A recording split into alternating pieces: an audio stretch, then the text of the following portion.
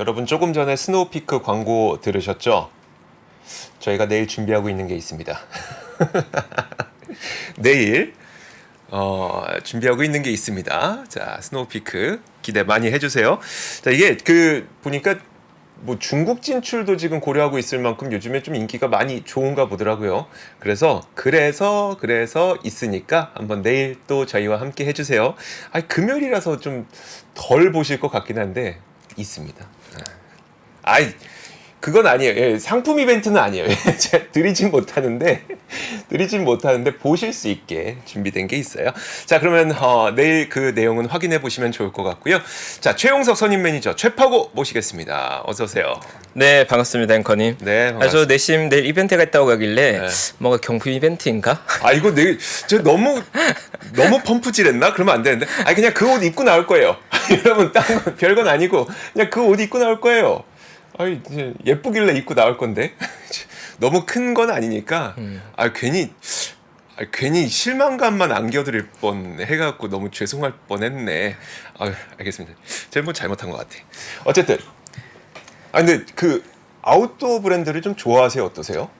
사실 스노우피크는 캠핑 좋아하는 분들은 워낙 다들 좋아하는 브랜드라서 네. 저도 캠핑원 관심적이고 캠핑 종종 하거든요. 네. 그러니까 스노우피크 캠핑 용품을 관심이 기본적으로 있고 이번에 이제 그 의류 라인도 네네네. 새로 나온 것들 되게 예쁘게 나왔더라고요. 네, 캠핑 용품을 조금 더 좋아하긴 하죠. 그런 히스토리가 있었군요. 네, 캠핑 매니아들에게는 굉장히 의미 있는 브랜드죠. 저는 그냥 유승범 배우가 좋아서.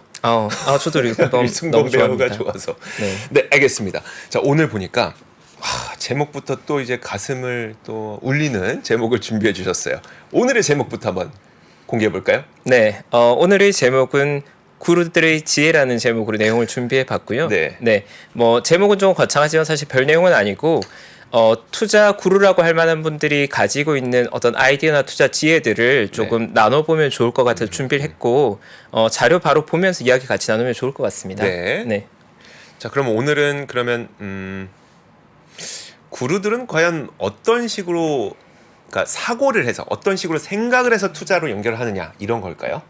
그렇죠. 사실 구루들의 투자가 어떠한가라는 걸 이해하는 건 굉장히 고차원적이고 깊은 내용이에요. 예를 들어서 뭐 아마도 우리가 구루라고 하면 가장 먼저 떠오르는 인물이 워렌 버핏이겠지만 워렌 버핏이라는 인물 자체에 대해서 이야기하기에도 사실 굉장히 긴 시간이 소요가 됩니다. 그래서 우리에게 주어진 30분의 시간 동안 뭔가 그 깊이 있는 내용에 대해 다루기보다는 제가 오늘 하고자 하는 건 구루들이 우리에게 전해준 아이디어를 아주 간략하게 요약해보고 그걸 통해서 결론적으로 우리가 어떻게 활용해야 될 건가에 대해서 어떻게 보면 약간 단편적인 힌트를 전해드릴 거고 아마도 그 내용들이 흥미롭게 느껴지는 분들 아마도 안다고 생각하는 분들이 대부분일 거고 뭐 낯선 내용들도 있을 텐데 흥미롭게 느껴지는 부분들이 있으면 오늘의 시간을 통해서 구독자분들이 조금 더 공부해본 계기가 되면 좋지 않을까 그 정도로 보시면 될 것 같아요. 약간 맛보기라고 할 수 있죠. 알겠습니다. 진짜 궁금하면 이제 뭐 책을 본다든지 맞습니다. 조금 더 깊은 내용을 또 제가 준비할 수도 있을 거고요. 알겠습니다. 자, 그러면 바로 한번 이야기 들어볼게요. 네. 일단 오늘 나누고자 하는 이야기는 제가 갑자기 구루들의 이야기를 떠올리게 된 이유는 어쨌든 제가 2월부터 4월까지 지난 3개월 동안 2주에 한 번씩 많은 이야기들 나눠왔는데 그 시간들을 3개월 정도 지났으니까 리마인드 한번 해보고 정리를 한번 하면 좋을 것 같아서 오늘 시간 준비해봤고요. 그래서 제가 일단 첫 번째로 나누고자 하는 이야기는 2월부터 시작해서 우리가 지난 3개월간 나눴던 이야기들을 조금 정리해보는 시간입니다.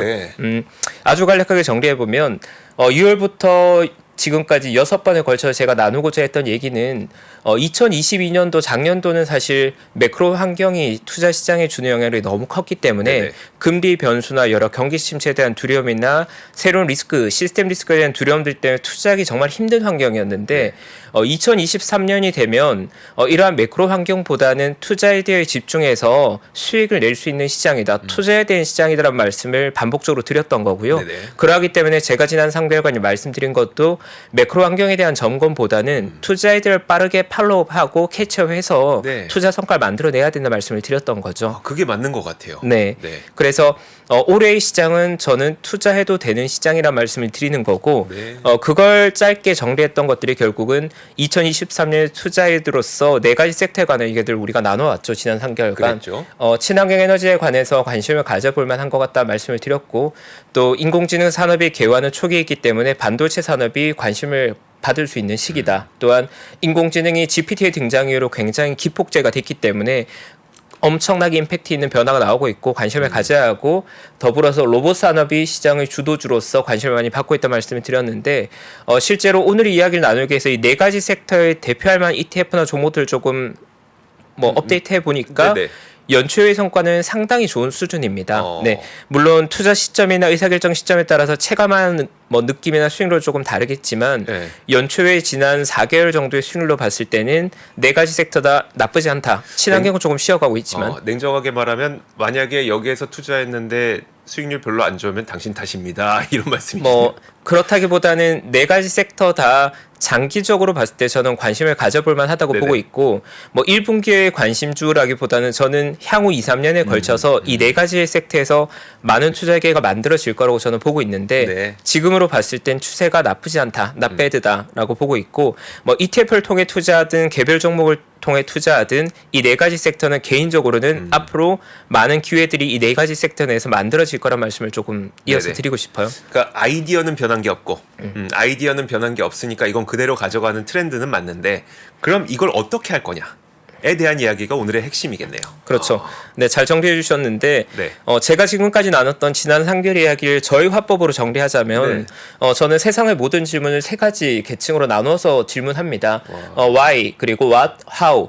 세 가지로 봤을 때 가장 중요한 게 결국 Y란 본질적인 질문, 투자해도 되는가, 지금 왜 투자해야 되는가에 대한 본질인데, 2023년의 여름에 전 투자해도 된다고 생각하고 있고 말씀드리고 있는 네네. 거고요. 그 이유는 금리 인상이라는 변수가 우리 예상보다 빠르게 움직이면서 작년에 자산 시장 매우 한비적인 수준까지 조정을 받았고, 그 자산 시장들에서 금리 변수가 안정되면서 가격 회복이 이루어지고 있기 때문에 네.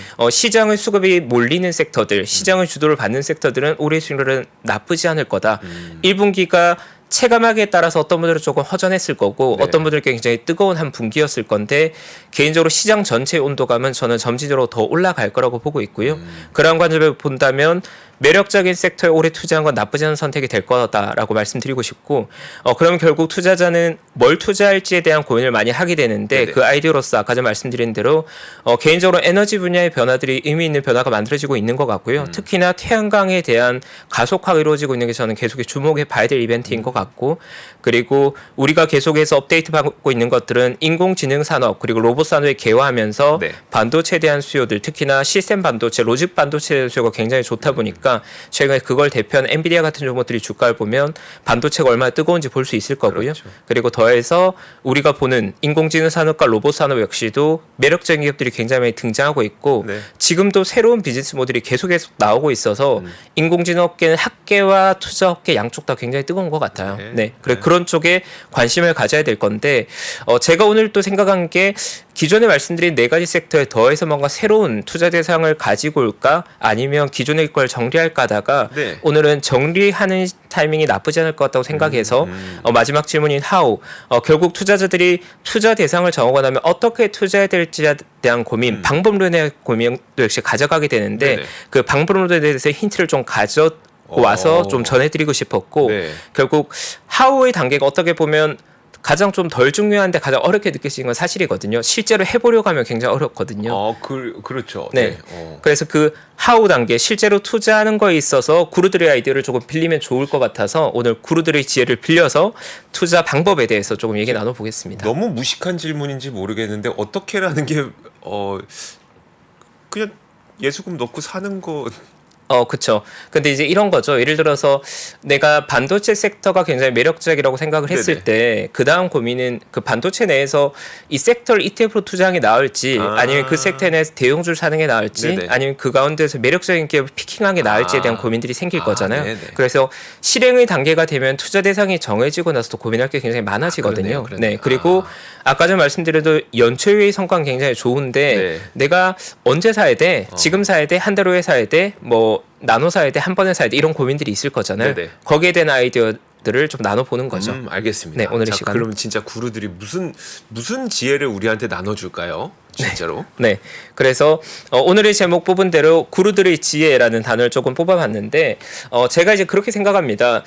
지난 한 10년 정도 투자 시장에 참여하면서 이런저런 공부도 많이 해보고 또 투자의 경험도 많이 해보다 보니까 여러 가지 상황들이 맞닥뜨렸을 때 저도 고민이 생길 때가 많이 있거든요. 네. 아, 이때는 어떻게 해야 되지? 저 사람은 이렇게 말하고 저 사람은 이렇게 말하는데 이거 어떻게 풀어야 되지? 정답은 뭐지? 뭐가 맞는 방향이지? 하다 보면 궁금증이 생길 때가 굉장히 많거든요. 근데 문제는 이걸 물어봐서 정답을 찾아내기 굉장히 어려운 난해한 질문들이 많이 생기거든요. 네. 투자하다 보면. 근데 저 개인적으로는 거기에 가장 적합한 정답에 가까운 답변들을 대부분 구루들을 통해서 저는 배워왔던 것 같거든요. 오. 여기 제가 말씀드리는 구루라 하면 뭐 워렌 버핏이나 벤자민 네. 그레이엄이나 찰리 먼거 같은 우리가 일반적으로 미국 역사에 이름을 남긴 투자자들 그리고 네. 지금까지 성공적인 투자 성과를 가지고 있는 투자자를 말하는 거고요. 그래서 저는 지난 10년간의 경험으로 봤을 때 뭔가 궁금한 게 생기거나 뭔가 힌트가 필요하거나 노하우가 필요할 때 이런 구루들에게 도움을 정말 많이 받았기 때문에 네. 이러한 구루들의 지혜를 조금 나눠드리면 아마 구독자분들이나 투자자분들에게 도움이 되지 않을까라고 생각해서 네. 내용을 조금 가져와 봤고 이제 제가 표현하기로 이렇게 표현해 봤습니다. 배움의 길에 왕도가 없다는 말처럼 투자도 해보면 이 경험치를 쌓지 않고 더 나은 투자가 되는 건 어려운 일이거든요. 불가능한 네네. 일이거든요. 네. 그럼 결국 어느 정도 공부해서 지식을 쌓아내고 그 다음에 경험을 쌓다 보면 그 과정에 생기는 의문점들이나 또 여러 가지 또 막히는 길들이 있거든요. 네. 근데 그럴 때 저는 그때 구루들을 노크하는 게 아마 투자에 굉장히 도움이 될 거다. 만약에 뭐 투자의 경험도 없고 지식도 없고 이런 상태에 만난 구루보다는 네. 그래도 지식을 충분히 쌓은 상태에서 어느 정도의 경험을 하고 그 과정에 벽에 막혔을 때 네. 구루들을 노크해 보면 그 안에 답이 있는 경우가 많이 있었죠. 어떻게 해요? 그 이메일을 보내요? 어떻게 뭐 전화를 해요? 네, 뭐 책을 통해서 만날 수도 있을 네. 거고요. 사실 개인적으로 좀 권하는 게 유튜브 플랫폼에도 어록이나 인터뷰나 강의가 많이 나와 있기 때문에 네. 책을 통해서도 만날 수 있고 유튜브를 통해서 만날 수 있고 네. 아니면 이미 그 구루들과 많은 이 소통이나 그 구루들에서 많이 공부한 투자자들과 대화를 나누는 것도 좋은 방법이 되겠죠. 어느 분부터 한번 볼까요? 그러면 그 수많은 분들 가운데 진짜 많으니까. 네,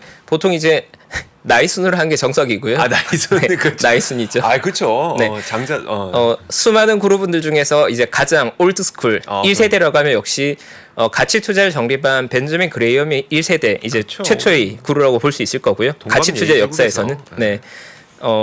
그러한 벤저민 그레이엄 같은 이런 인물들을 저는 구루라고 부르는데 이 네. 구루라는 인물에 대해서 사실 미국 기준으로 가지면 이 구루가 굉장히 많이 있어요. 이 구루 포커스나 뭐 구루에 관련된 자료들이 정말 많이 있는데 개인적으로 사실 정하는 구루는 뭐 오래된 투자자, 경험 많은 투자자 모두를 지칭하기보다는 그래도 구루의 칭호라고 하면 어느 정도 존경받을 만한 성과를 이미 이루어냈고 또 각자의 철학을 가지고 있는데 그걸 더해서 그걸 우리에게 투자자들에게 지혜와 지식의 형태로 많이 가르쳐 주는 분들 우리에게 어쨌든 교육적으로 많은 걸 전해준 분들을 저는 개인적으로 구루라고 말하고 네. 저희 기준에 사실 구루라고 말하는 많은 분들은 10분 이내입니다. 저희 기준에서는. 네네. 네. 저희 좀 보수적인 기준에서 말하는 구루로는 야, 여기서 뽑히신 분들도 영광이네요. 네, 그러면 저희 이제 탑 10이죠. 그 탑 10을 모두 다 모시지 못했고 네. 일단 1세대 이제 오비죠. 오비. 네.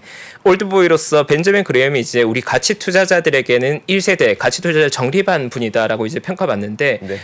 이 벤저민 그레이엄이 정리해준 많은 지혜들이 있죠. 뭐 가치 투자에 대한 것들, 주식을 어떤 관점으로 봐야 될 것들, 너무나 소중한 것들이 많이 있지만 투자자들에게 일단 단어로서 혹은 직관적으로 주어지는 힌트들은 이 두 가지 정도의 지혜를 나눠 주는 것 같아요.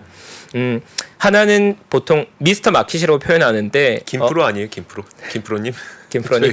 저희 김프로님 미스터 마켓인데. 네, 미스터 마켓을 제가 조울증 환자로 표현했는데 갑자기는 김프로님 말씀이 나오고 제가 어떻게 답변 드릴지 모르겠지만, 네, 일단 그레이엄이 말하는 이 미스터 마켓이란 건 시장의 변동이 굉장히 심하다는 거죠. 그래서 아하. 조울증 환자에 가깝다고 표현하는데 그 표현을 이제 구체적으로 조금 더 말씀드리면.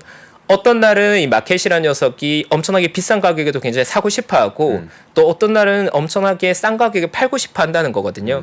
이 재밌는 표현인데 이걸 음미할수록 처음에 이제 저도 아마 대학생 때 이 미스터 마켓이라는 표현을 듣고 이게 무슨 말이야? 네네. 뭐 시장의 변동성이 크단 말인가? 저 조울증이 뭘까라고 했는데 이제 시장에 한 10년 정도 진득하게 몸을 담궈 보면 이게 정말 맞는 말인 게 이게 정말 변덕이 심하다 정도가 아니라 정말 조울증이죠. 조증과 우울증인데 여러 가지 내포하고 있는 것들이 있는 것 같아요. 그러니까 일단은 시장이란 곳은 심리 영향력이 워낙 크기 때문에 네. 어떨 땐 굉장히 우울해하고 어떨 땐 굉장히 기뻐하는 조증이 나오는데 네. 그 조증과 우울증의 변동성이 너무나 큰 거고 단기적으로도 그렇지만 장기적으로는 특히나 시장은 그런 변덕을 더 크게 부리는 것 같거든요.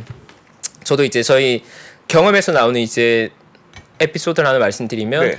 제가 2019년도에 이제 국내 그 당시엔 바이오 기업 투자를 많이들 할 때였고 저도 바이오 기업을 많이 가지고 있었습니다. 지금 이제 없으니까 말씀드리면 그 당시에 제가 제넥시라는 종목으로 한 100억 정도 사서 모아 놓은 상황이었어요. 제가 이제 한 뭐 6만 5천 7만 정도의 분할 매수를 하고 있습니다. 매력적인 기업으로 보고.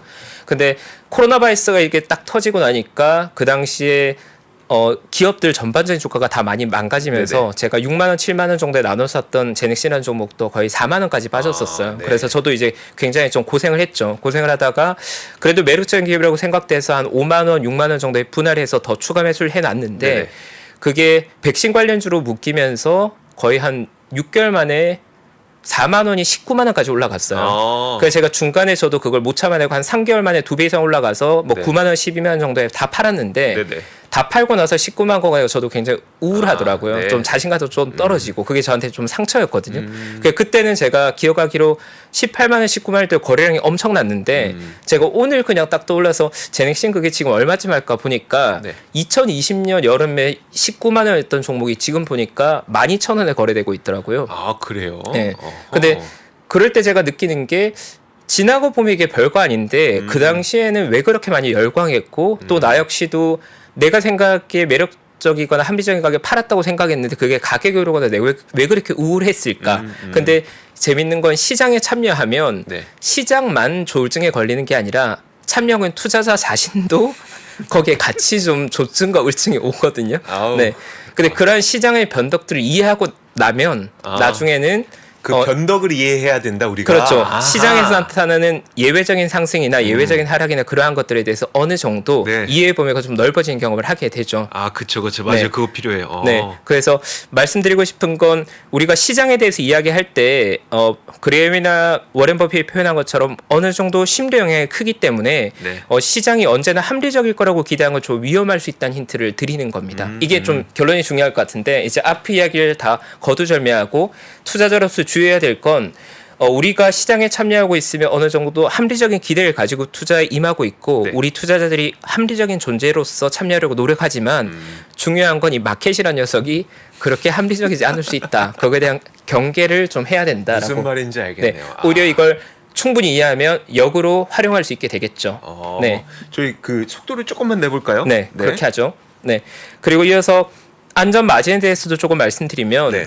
이 안전 마진이라는 표현도 사실 투자자들이 가치 투자자가 됐던 아니면 일반 투자자가 됐던 정말 많이 접하게 되는 개념이거든요. 네. 근데 이 안전 마진에 대한 여러 가지 표현들이 있지만 개인적으로는 이 워렌 버핏의 표현인데 그레임의 안전 마진을 이해시키기 위해서 해준 표현이 안전 마진이라는 것 자체가 기본적으로 공학에서 나온 개념인데 최대 하중이 5,000톤 정도를 버텨야 된다고 가정을 했을 때 그 다리를 실제로 설계할 때 이 5,000톤으로 설계하면 그 다리가 붕괴돼 버릴 리스크에 노출되기 때문에 실제로 매우 여유 있게 한 15,000톤 정도로 매우 여유 있는 범위를 만들어 놓는다는 거죠. 그래서 그 여분의 많톤 덕분에 다리가 붕괴된 매우 리스크한 상황에 노출되지 않을 수 있는 건데 결국 안전 마진이라는 거 역시도 우리가 장기적으로 봤을 때는 우리가 어떤 판단을 했을 때 그 판단을 잘못했을 때도 우리의 자본을 지킬 수 있기 위한 여분이 필요하다는 건데 이 안전 마진 역시도 저 개인적으로는 표면적으로 이해하는 것보다는 투자를 할수록 경험치가 쌓일수록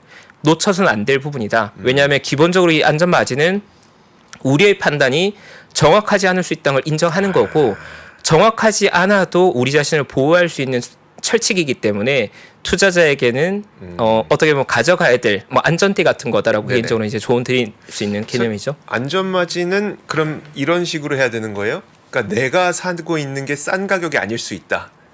라는 것을 항상 염두하면서 그러니까 분할 매수해라. 이런 걸까요? 아니면 뭘까요? 어떤 느낌일까요? 1차적인 해석은 이런 거예요. 예를 들어서 내가 생각에 가치 투자의 본질은 가치보다 더 싸게 매수를 하는 네네. 건데 예를 들어서 내가 생각에 10,000원 정도의 가치가 있는 주식을 8,000원에 사면 우리는 2,000원 싸게 사는 거잖아요. 근데 안전 마진에서 말하고자 하는 건 그 10,000원이랑 계산이 틀렸을 수 있잖아요. 10,000원이라고 나온 계산에 실제로 그게 7,000원의 리스크가 있는 거니까 한 5,000원 정도로 충분히 싸게 사라는 게 1차적인 해석이고 사실 조금 더 깊게 말씀드리면 투자 의사결정을 우리가 많은 의사결정을 하고 우리의 판단을 하게 되는데 언제나 그 판단에서 오차 범위에 대해서 충분히 고려하라고 이해하면 조금 더 깊은 이해가 될 것 같습니다. 네, 알겠습니다. 가격뿐만이 아니라 모든 의사결정에서. 알겠습니다. 네. 자, 어쨌든 다음 투자를 분은? 위한 보호 뭔가 배리어 정도로 이해하면 될 것 네네. 같고요. 네. 조금 이어서 말씀드릴 것들은 워렌 버핏의 내용들인데 이제 워렌 버핏이 전해주는 지혜들도 무궁무진합니다. 뭐 저 역시 워렌 버핏에 관해서 투자자가 얘기 나눠도 한 분에 관해서 10시간도 얘기 나눌 수 있을 것 같은데 아주 간략하게 제가 전하고자 하는 아이디어는 두 가지 능력범위라는 표현과 경제적 해자죠. 사실 경제적 해자는 먼저 짧게 설명드리면 우리가 익숙하게 알고 있는 기업의 경쟁 우위인데 그 경쟁 우위라는 걸 어느 정도로 깊게 이해하느냐에 따라서 이것도 많이 달라집니다. 네네. 뭐 단순히 브랜드 파워로 보는 분들도 있을 거고 뭐 비즈니스 모델의 가격 경쟁력으로 보는 분들도 있을 거고 조금 정성적으로 경영진으로 볼 수 있지만 어쨌든 말하고자 하는 건 그 기업이 본인이 경쟁자, 그 기업의 경쟁자들에 대비해서 장기적으로 우위를 가진 게 중요하다는 걸 표현한다고 보면 될 것 같고요. 그리고 이제 능력 범위가 있는데 이 능력 범위는 워런 버핏이 가장 강조한 부분인데 투자자로서 중요한 건 본인이 잘 아는 것들, 자신의 승률이 높은 구간에서 플레이하라는 걸 많이들 얘기하는 거고 보통 많이 표현하는 게 공이 왔을 때 내가 4번 타자라고 했을 때 공이 10개 왔을 때 4번 타자는 뭐 스트라이크 아웃이 있지만 우리 투자자에겐 스트라이크 아웃이 없으니까 내가 원하는 공이 올 때까지 기다렸다가 내가 잘 치는 공만 치면 된다는 거죠. 그래서 투자자는 자기가 승률이 높은 전략, 승률이 높은 섹터, 잘하는 섹터가 있으면 그 범위 내에서 투자하는 정도의 조언이라고 봐주시면 될 것 같아요. 네, 이어서 빠르게 넘어갈게요. 찰리 멍거. 네, 이어서 찰리 멍거입니다. 예. 찰리 멍거가 전해주는 지혜들은 조금 책에서 어떻게 보면 정리 안 된 내용들이 있어서 제가 조금 더 부연해서 말씀드리고 싶은데 사실 찰리 멍거라는 인물은 가치 투자자가 아닌 분들에게는 그렇게 많이 알려져 있지는 않은 것 같아요. 뭐 지금은 벅시아 소웨이 부회장이고 워렌 버핏의 단장으로 많이 알려져 있고 이름은 알지만 그분이 가지고 있는 투자 철학이나 이런 것들은 실제로 우리가 접하기 어려웠던 게 우리나라에 찰리 멍거와 관련된 책이 없거든요. 네. 찰리 멍거와 관련된 유일한 책이 불쌍한 찰리 이야기라는 책이 있는데 찰리 멍거 본인의 의지로 미국과 중국에만 출판되어 있고 한국에는 안 들어와 있어요. 그래서 찰리 멍거의 책을 접하거나 찰리 멍거에 관한 이야기를 접할 기회가 거의 없다 보니까 뭐 내용 정리된 게 별로 없는데 개인적으로 사실 찰리 멍거의 굉장한 팬이고 그래서 제가 정리해 본 건 두 가지 아이디어인데 하나는 찰리 멍거야말로 개인적으로는 인내라는 단어와 용기라는 단어에 대해서 정말 잘 설명해 준 그루라고 저는 생각하거든요. 그러니까 찰리 멍거가 보편적으로 얘기하는 건 많은 사람들이 워렌 버핏에게 투자를 보수적이고 신중하게 해야 된다고 하는데 어느 정도로 보수적이어야 된다고 이렇게 말했을 때 찰리 멍거 같은 인물은 보통 평생 20개 정도의 종목이면 될 것 같다고 표현하거든요. 평생 20개요? 네, 그러니까 투자에 관련된 의사결정을 평생 20개 정도만 한다고 생각하면 네. 더 신중해질 거고 더 좋은 의사결정을 할 거라고 표현하는데 네. 찰리 멍거 같은 인물은 보통 3개 정도면 충분하다고 얘기하거든요. 어, 조금 더 극단적으로는 1개라도 충분하다. 우리는 한 달에 한 3번 하지 않나? 한 달에 3번이 아니라 하루에 3번 하는 분들도 있겠죠. 네. 네. 어쨌든 찰리 멍거라는 인물은 제가 생각하기에는 이 찰리 멍거는 훌륭한 의사결정에 우리가 집중해야 되고 그 훌륭한 의사결정을 뭔가 투자 대상을 만났을 때는 그걸 충분히 활용할 필요가 있다는 말씀을 하는 거고요.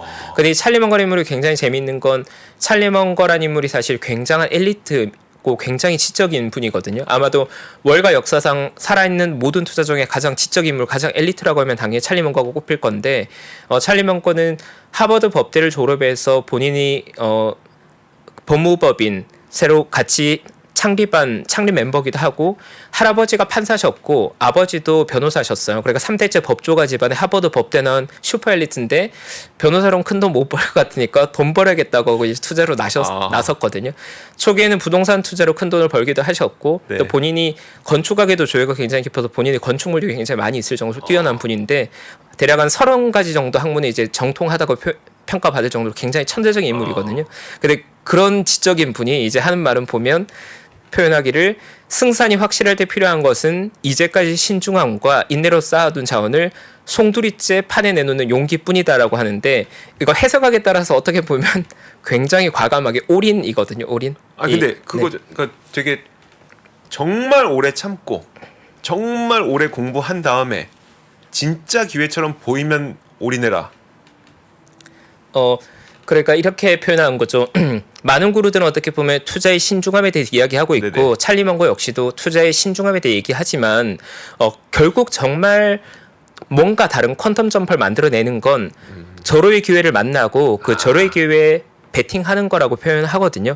근데 이게 정말 맞는 말이긴 한 게 저 역시 뭐 투자 이론도 많이 공부했고 뭐 10년 넘게 사실 투자서라고 하면 저 뭐 한 가지 책을 50번 이상 읽었을 투자 이론에 정말 너무 매니아하지만 실제 제가 투자 시장이 이루어진 걸 보면 저도 고객분들이 투자해서 100억 벌 때 보면 화끈하게 벌 때는 한 종목을 사서 6개월에 300억 벌고 이런 식으로 벌거든요. 네네.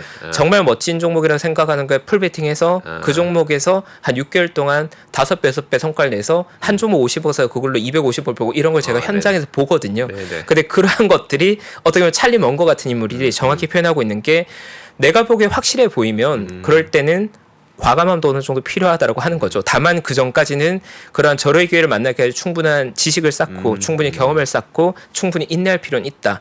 네, 그러니까 이 찰리 먼거림은 굉장히 신중하고 지혜롭고 스마트한 분인데 그러한 용기에 대해 얘기하고 있는 게 저는 좀 멋있다고 생각하고 그리고 더해서 더 멋있는 건 이제 지적 겸손인데 아까 전 말씀드린 대로 이 월가의 모든 투자자 중에 찰리 먼거림으로 가장 많이 공부한 분이고 지금 97세신데 지금도 매일 공부하고 있는 분이거든요. 97년생 공부만 하신 분이에요. 학문을 너무나 사랑하신 진정한 철학자죠.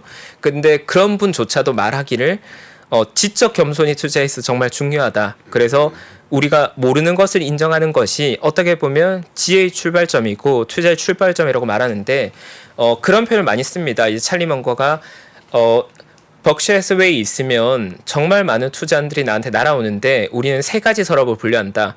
첫 번째는 잘 모르겠는 거. 대부분 잘 모르겠다. 그리고 그 다음은 대충 알겠는데 너무 어려워. 그리고 마지막으로 이건 우리가 잘 아는 거야. 근데 그렇게 잘 아는 거라고 하는 건 한 100가지 정도 투자 의사결 중에 두세 건 정도만이라고 하거든요. 정말 많은 투자 의사결정을 해서 대부분은 그냥 모르는 거나 너무 어려운 거, 우리랑 안 맞는 걸로 분류하고 정말 아는 거에 집중을 한다는 거죠. 그래서 찰리 먼거야말로 아는 것에 집중해야 된다는 워렌 버핏의 능력범위라는 정의에 대해서 많이 조언해주고 관여한 인물이고 사실 능력 범위, 지적 겸손의 표현은 그레엄이 됐던 버핏이 됐던 먼거가 됐던 지적으로 겸손하고 잘하는 것에 머무르고 그거에 대해서 우리가 틀릴 수 있다는 걸 인정해야 된다는 조언을 계속 해주는데 네. 개인적으로 투자자에게 이것이 중요한 게 투자 시장에서 가장 큰 위험은 뭐냐면 잘 모르거나 무식한 건 사실 문제되지 않아요. 투자 시장에서 솔직히 말하면. 근데 문제는 내가 잘 모른다는 걸 인정하지 않고 잘한다고 착각해서 의사결정을 했을 때 위험하거든요. 그쵸. 그러니까 하워드 막스도 동일하게 표현한 게 투자에서 잘 모르는 건 문제가 되지 않는다. 다만 잘 모르는 걸 잘 안다고 착각해서 확신하면 거기서 가장 큰 위험이 발생한다고 하는데 그레엄이 됐던 버핏이 됐던 뭔가가 됐던 이 지적 겸손에 대해서 조언한 건 새길 필요가 있다. 사실 저도 그런 게 제가 이 지적 겸손, 인내와 용기 이런 식상한 단어들을 제가 몇 번쯤 접했겠습니까? 저도 투자 시장에 10년 동안 있으면서 뭐 정말 그 투자서라고 하면 정말 책이 찢어질 때까지 읽었거든요. 네네. 저는 지적 겸손이라는 표현 한 수천 번 읽었을 것 같은데 근데 정말 투자 시장에 한 10년쯤 넘게 하면서 이 경험들을 이것저것 하다 보면 결국 중요한 건 내가 잘 모르는 걸 받아들이고 내가 잘 모르는 곳에서 무리하지 않는 게 매우 중요합니다. 자꾸 고개를 숙이게 되네. 이렇게 말씀을 듣는데 고개를 숙이게 되네. 자, 네. 다음 분. 이 시간이 네. 얼마 안 남아서 네, 다음 조금만 더. 분. 네. 네. 다음 분이 이제 하워드 막스죠. 예. 저희 3프로 TV와 그 인터뷰하신 분 아니겠습니까? 맞습니다. 직접 인터뷰하셨던 네. 분. 개인적으로는 사실 이 하워드 막스를 통해서 투자의 지혜들, 지식들을 정말 많이 배웠기 때문에 개인적으로 너무나 존경하는 구루라고 부를 만한 분이고 하워드 막스 지혜의 요체는 사실 두 가지인 것 같아요. 일단 대표적으로 하워드 막스라고 하면 사이클에 대해서 이야기하는 분이죠. 순환론적인 관점. 순환론적인 관점에 대해서 이야기하면 제가 이제 기억나는 게 대한민국에서 정말 유명한 그 기술적 분석의 대가가 있었습니다. 김정환님이라고 네네. 이제 차트의 정석이란 책으로 우리나라에서 기술적 분석에는 이제 매우 역사적으로 남을 만한 책인데 그 책의 딱 오프닝을 제가 한 15년 전 거의 한 20년 전에 처음 딱 열었을 것 같은데 15년 정도 됐겠네요. 15년에 딱 열었을 때 그 책의 오프닝에 백남준님의 아마 예술 작품을 보면서 아이디어가 떠오른 게 달이 차면 기울고 기울고 나면 다리 찬다. 결국 다리란 게 만월이 됐다가 다시 비워가는 과정이고 다시 채워가는 과정인데 그게 어떻게 보면 차트의 끝이었구나, 투자의 끝이었구나라고 말했는데 그게 하워드 막스가 말한 사이클과 사실은 거의 같다고 저는 봅니다. 결국 비워진 것은 채워지고 채워진 것은 비워진다. 그걸 이제 서양식으로 표현할 때 하워드 막스는 시계추의 움직임에 가깝다고 표현했는데 우리가 이제 잊지 말아야 될 건 투자 시장에서 가장 비관적으로 보일 때 어떻게 보면 많은 기회들이 또 만들어지고 또 가장 낙관적으로 보여질 때 어떻게 보면 가장 많은 또 리스크나 위험들이 만들어지는데 그러한 것들을 하워드 막스의 사이클 이론을 공부하다 보면 많이 배울 수 있죠. 그래서 그 표현도 좀 멋지게 표현했는데 성공은 그 자체로 실패의 씨앗을 품고 있고 실패는 그 자체로 성공의 씨앗을 품고 있다는 표현인데 하워드 막스 이분은 사실 굉장히 시적인 것 같아요. 저는 이 표현 읽을 때마다 좀 감동적인데 하워드 막스 본인이 직접 한 표현이거든요. 네네. 실패의 씨앗과 성공의 씨앗. 네, 그래서 실패한 투자자도 너무 좌절할 필요가 없고 성공한 투자자도 너무 교만할 필요가 없다는 아이디어를 전해주는 거고요. 네. 그리고 두 번째 아이디어는 이제 가격의 문제인데 하워드 막스는 사실 어떻게 보면 투자의 경험에서 정크 본드라고 부르는 보통 투자하지 않는 하이힐드 본드에 투자해서 막대한 성과를 얻은 투자자 중에 한 명이거든요. 그래서 일반적인 다른 구루들에 비해서는 투자 대상의 퀄리티보다는 가격 매력도에 조금 더 관심을 가진 투자자고 많은 투자자들이 다들 욕하고 불안하고 비난하는 투자 자산에서도 가격이 매력적이면 멋진 기회가 만들어질 수 있다는 표현을 하는데 뭐 사실 앙드레 코스톨라니 같은 인물 역시도 보면 이런 매우 가격이 많이 할인되어 있으면 매력적인 투자 대상이 될 수 있다는 아이디어를 전해주는 거고 하워드 막스 역시도 투자 대상도 중요한데 가격을 따져야 된다. 싸게 사는 게 중요하다는 아이디어를 우리한테 전해주는 거죠. 네. 그래서 네. 그러면 이제 우리가 어떻게 지금 구루들의 지혜를 한번 봤으니까 어떻게 투자를 해야 될 것이냐. 네. 그러니까 어떻게 보면 뭐 각각 한 분의 투자 지혜만으로도 사실 1시간 이상 얘기해야 되는 걸 네 분의 지혜를 제가 뭐 거의 한 10몇 분 만에 정리를 했는데 그래 결론적으로 뭐냐. 그래서 어떻게 하라는 거에 대해서 저 개인적으로 생각이 네 분의 구루의 어떤 투자 지혜나 아이디어를 정리하면 매우 피상적이긴 하지만 이러한 정도로 이제 정리할 수 있겠죠. 결국 제가 처음에 떠올리고자 했던 질문은 2023년에 투자를 해야 된다고 생각하고 투자 대상 역시도 매력적인 섹터를 골라냈는데 그 섹터 내에서 어떠한 투자 전략을 가져갈 거냐, 어떻게 액션을 취할 거냐에 대한 답변으로서 저는 이렇게 짧게 정리해봤고 일단 첫 번째 우리가 해야 될 것들은 매력적인 섹터를 찾고 그 섹터 내에서 투자 전략들을 만들어가는 게 되겠죠. 그래서 왜 그 섹터에 투자해야 되는지에 대한 내용들을 정리해야 되고 지식들을 쌓아야 되고 섹터에 대한 이해를 좀 해야 될 건데 그 섹터는 우리가 아까 말씀드린 4가지 정도 섹터가 개인적으로 좋은 후보가 될 것 같고 그 섹터에 대해서 조금 더 이해도를 높여놓고 그 다음에 그 내에서 매력적인 기업들을 조금 찾아내야겠죠. 매력적인 기업이라고 하면 뭐 성장성이 높은 기업일 수도 있고 아니면 성장속은 조금 낮지만 안정적인 성장일 수도 있을 것 같고 그 기업들을 조금 깊게 분석할 필요는 있을 겁니다. 뭐 매력적인 경영진이 있는가 아니면 재무제표상으로 봤을 때 밸류에이션 좀 리즈너블한가 그리고 이익 규모는 확장되고 있는가 이익의 퀄리티는 장기적으로 지속되는가 그러한 것들을 조금 더 깊게 파악한 후에 그 다음에 이제 우리가 해야 될 건 그게 지금 사야 될 거냐 나중에 사야 될 거냐 타이밍에 대한 고민은 결국 가격이 결정하게 될 건데 내가 생각에 그 기업의 가치가 이 정도 레벨인데 그 가치 대비해서 가격이 합리적이다 아니면 가격이 조금 비싸더라도 성장성이 충분하기 때문에 지금 가격에 사야겠다는 의사 결정을 최종적으로 하게 되는 거죠. 근데 제가 주위에서 표현하고 싶은 건 이러한 우리가 투자 의사결정들 또 투자 대상을 공부하는 목적은 매수를 하기 위해서 내가 매수를 해야 되는데 뭔가 그걸 찾기 위해서라기보다는 본질적으로는 훌륭한 기업을 찾아내는 과정이 되는 게 굉장히 중요하다는 조언을 드리고 싶어요. 그러니까 뭔가를 찾아내서 산다. 그 행위 자체가 목적이 아니라 우리의 목적은 결국 훌륭한 기업을 찾아내는 거다. 근데 만약에 찾았는데 훌륭한 기업이 없으면 어떻게? 그럼 안 사야 되는 거죠. 그게 중요한 거고 제가 오늘 투자구루들의 지혜를 아주 짧은 시간에 요약해서 정리했지만 전반적으로 제가 말씀드리고자 하는 것들은 우리들은 우리가 잘 아는 것과 잘 모르는 걸 구분할 필요가 있고 잘 모르는 것에서 무리해서는 안 될 것이고 잘 아는 것 내에서도 어느 정도의 지식과 경험을 쌓음으로써 우리는 더 좋은 투자 의사결정을 할 수 있다는 정리를 드리고 싶고 만약 그렇다면 이런 내용들이 너무나 요약되어 있어서 나 조금 더 깊게 공부하고 싶다라고 하면 이러한 책들을 통해서 좀 구루들을 만나면 좋을 것 같아요.